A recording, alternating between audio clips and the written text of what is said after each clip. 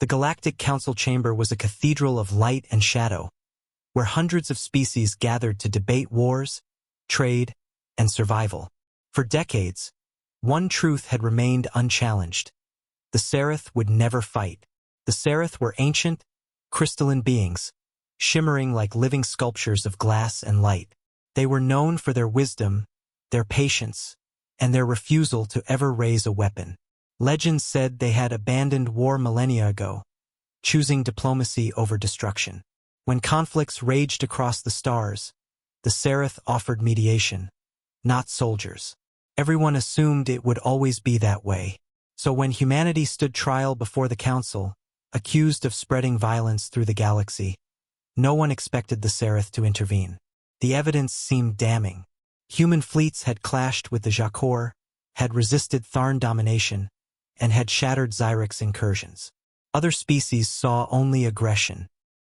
To them, Earth was a death world that bred deathworlders, violent creatures incapable of restraint.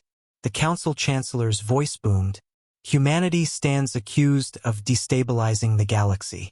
Their actions invite annihilation. Who among us would defend them? The chamber buzzed with scorn.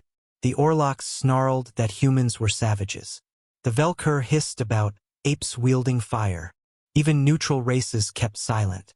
No one wished to risk siding with Earth. Then the chamber grew still. A soft, resonant chime filled the air. A Sarath elder, crystalline form refracting light into 1,000 colors, floated forward. Gasps rippled through the assembly. The Sarath never chose sides. The elder's voice rang like harmonics in glass. We will speak for humanity. Disbelief echoed everywhere. You, the pacifists? Impossible. But the elder continued, calm and unwavering. You call them violent because they resist conquest. You call them dangerous because they refuse chains. Yet we have watched them. We have studied their history. And we have learned something that you have forgotten. The chamber fell silent. Humanity fights, yes, but not to dominate, not to enslave. They fight to protect, to preserve freedom, to defend those who cannot defend themselves. The Velkur delegate spat. They are predators, nothing more. The elder's crystalline body shimmered.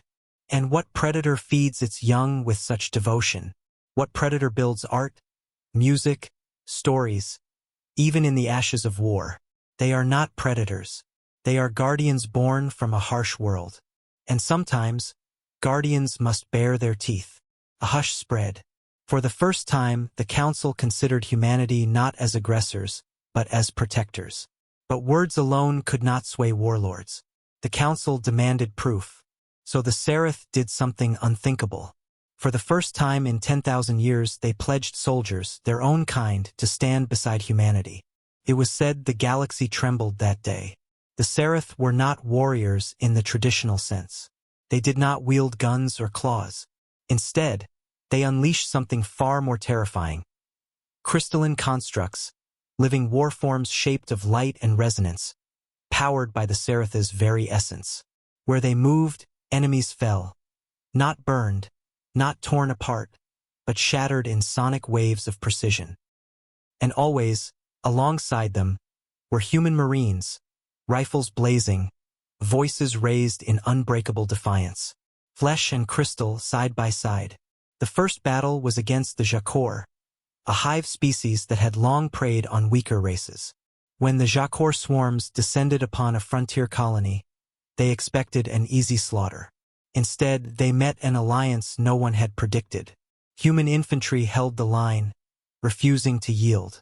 When the swarm tried to overwhelm them, the Sarath unleashed resonant shockwaves that collapsed carapaces and scattered formations.